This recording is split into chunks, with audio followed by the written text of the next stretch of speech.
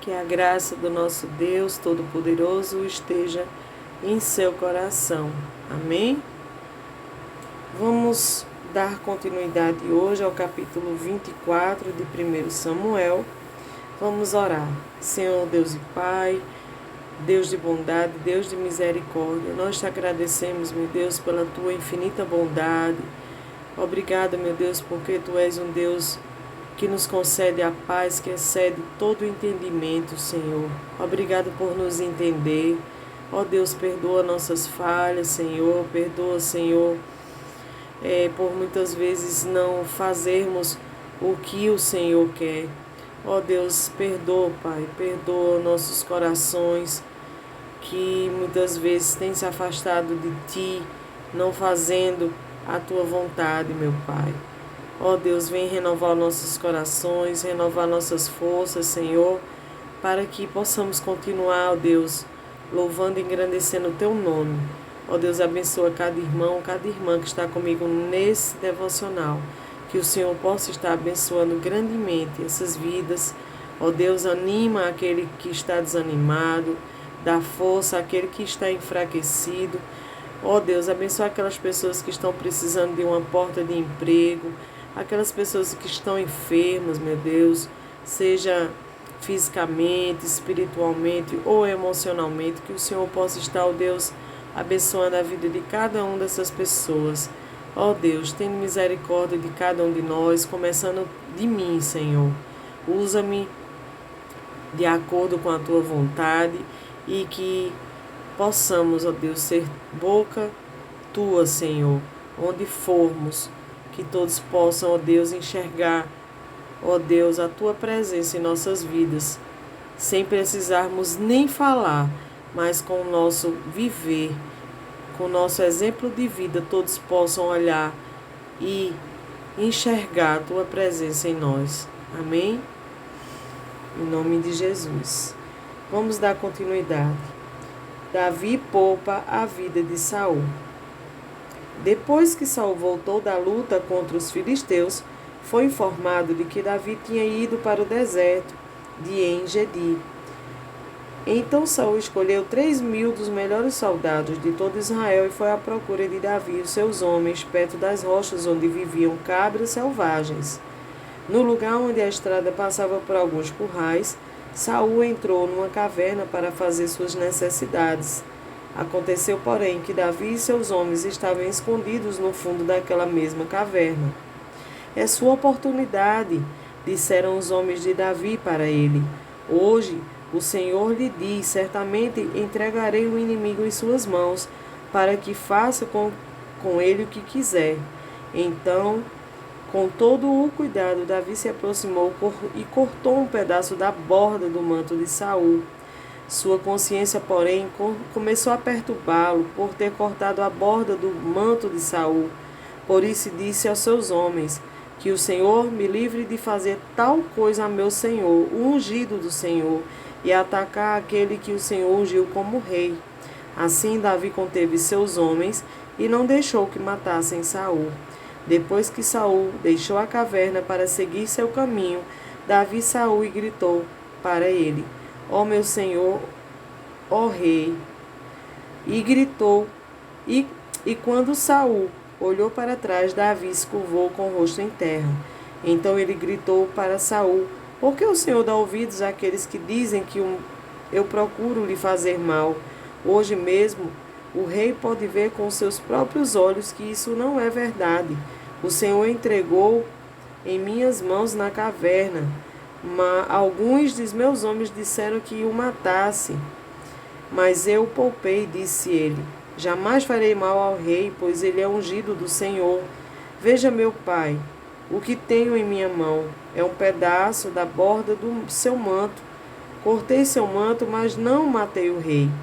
Isso prova que não procuro fazer mal ao Senhor e que não me rebelei nem pequei contra o rei, embora esteja me perseguindo para me matar.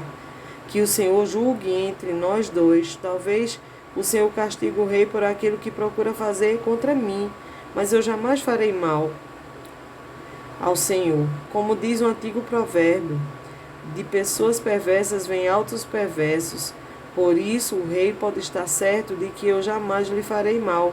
Afinal de contas, a quem o rei Israel procura capturar? A quem persegue? A um cão morto? A uma pulga? Que o Senhor julgue entre nós dois e mostre quem está certo. Que ele seja meu defensor e me livre de suas mãos. Quando Davi terminou de falar, Saul respondeu: É você mesmo, meu filho Davi? Então começou a chorar e disse a Davi: Você é mais justo do que eu, pois me pagou o mal com o bem. Sim, você foi exatamente bondoso comigo, pois o Senhor me entregou em suas mãos, mas você não me matou. Quem mais deixaria seu inimigo escapar quando tinha em suas mãos? Que o Senhor o recompense com o bem pela bondade que mostrou por mim hoje. Agora vejo que certamente você será rei e que o reino de Israel prosperará sob o seu governo. Jure-me pelo Senhor que quando isso acontecer, você não eliminará minha família nem destruirá os meus descendentes. Então Davi fez a Saul esse juramento. Saul voltou para casa, mas Davi e seus homens foram para sua fortaleza. Amém? Glória a Deus pela sua palavra. Nesse capítulo 24, né, onde Davi poupa a vida de Saul, vemos que Saul ele não desiste de perseguir Davi, né, meus irmãos? Nós podemos observar isso, que ele não desiste, pois Saul tinha sido informado que Davi tinha ido para o deserto de En-Gedi e Saul escolheu 3.000 soldados, como vimos aqui, né, que foi quando Saul entrou na caverna para fazer suas necessidades, e daí Davi e os seus homens estavam na mesma caverna. Veja que coisa, né? Era uma oportunidade ímpar para que Davi se livrasse de Saul, mas ele não fez isso, né? Quando ele diz lá no versículo 6, por isso disse a seus homens que o Senhor me livre de fazer tal coisa ao meu Senhor, o ungido do Senhor, e atacar aquele que o Senhor ungiu como rei. Então, quando ele diz isso, que Deus o livre de fazer tal coisa, ele não quer dizer que Saul desfrutasse da unção do Senhor, desfrutava da unção do Senhor, né? Mas mostra a reverência pelo rei.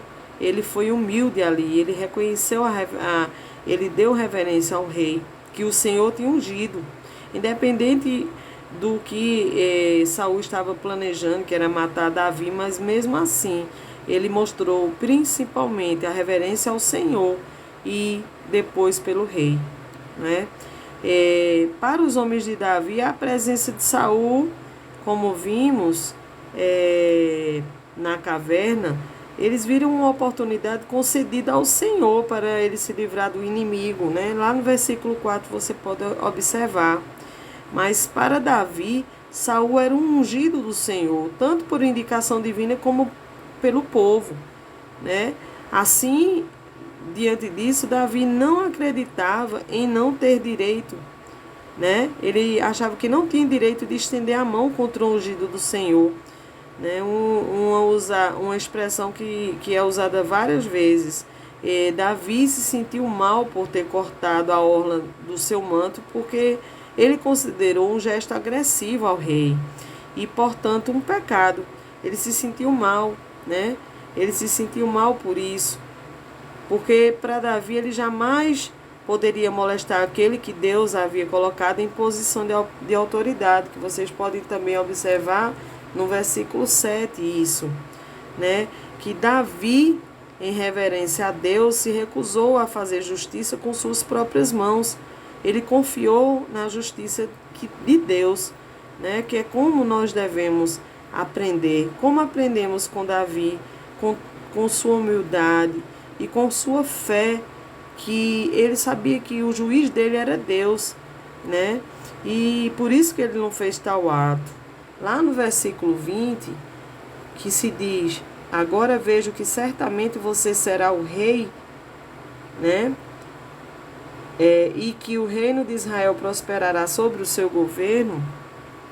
nesse versículo aqui, no versículo 20, mostra a verdadeira inveja e doentia, inveja de Saul, que era a consciência de que havia sido rejeitado por Deus, né? Ele tinha isso na consciência dele, que Saul, ele sentia que foi rejeitado por Deus, e na verdade ele foi, né? Ele foi por tantos pecados cometidos, por ele ter saído da presença do Senhor, por várias atrocidades que ele cometeu, vários pecados, né? Diante desses capítulos que nós lemos anteriormente. E Davi, na verdade, não teve arrependimento na hora que falou. Saul, na verdade, ele não teve, né? Arrependimento na hora que ele falou com Davi. Ele teve remorso. Você pode observar no versículo 19 e 20, o 20 que nós acabamos de ler, e no 19 também, que Davi, ele pagou o mal com o bem. Mas aqui, no capítulo 19 e 20, né, nós poderíamos pensar, Saul se arrependeu. Não, ele aqui não era um arrependimento genuíno, mas sim um remorso, né, que é uma grande diferença entre remorso e arrependimento. Remorso é algo momentâneo, arrependimento é algo duradouro, né, e algo que alguém pode aprender, né, com o arrependimento. Ele não vem a repetir tal ato, mas é algo que, diferente de Saul, nós vimos nos outros capítulos, que nos próximos, ainda que ele ainda vai continuar perseguindo Davi. E Davi aqui pagou o mal com o bem. Isso é tão lindo, né, gente? Ele pagou o mal com o bem. Muitas vezes, nós como seres humanos queremos pagar o mal com o mal. Aquela pessoa me distratou, e você vai lá e quer tratar na mesma moeda. Um familiar meu, alguma coisa assim parecida, não me visita, não vem na minha casa. Também eu não vou na dele, não vou mandar mensagens para ele, não quero saber da família dele, dos seus filhos e tudo mais. Não, a gente tem que ser, nós temos que ser testemunhos da palavra de Deus, que é ser diferentes, é pagar o mal com o bem. Isso é difícil? Mas não é impossível, porque quando estamos em relacionamento com Deus, isso tudo torna-se mais fácil, porque nós ficamos sensíveis à voz do Espírito Santo. Amém? Então, que não venhamos a pagar o mal com o mal, pois não contribui para a nossa salvação. Isso não contribui para a nossa salvação. Nós devemos prestar atenção às nossas atitudes, né? De como devemos agir, como estamos agindo.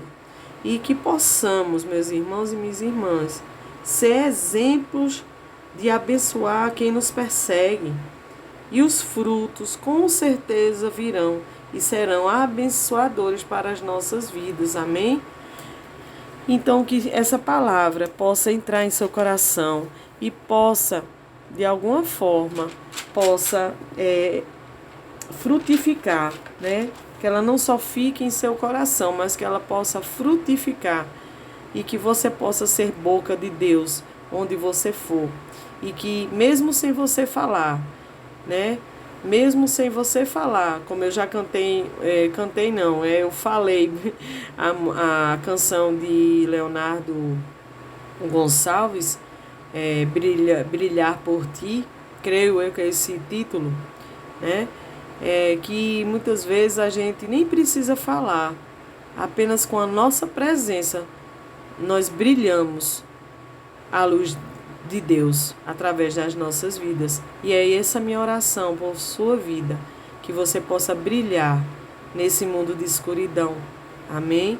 E que você possa fazer diferença nesse mundo que jaz o maligno, mas maior é o que está em nós do que o que está no mundo. Amém? Que Deus te abençoe e que amanhã você possa estar na continuidade do capítulo 25 de 1 Samuel. Que Deus te abençoe. Amém?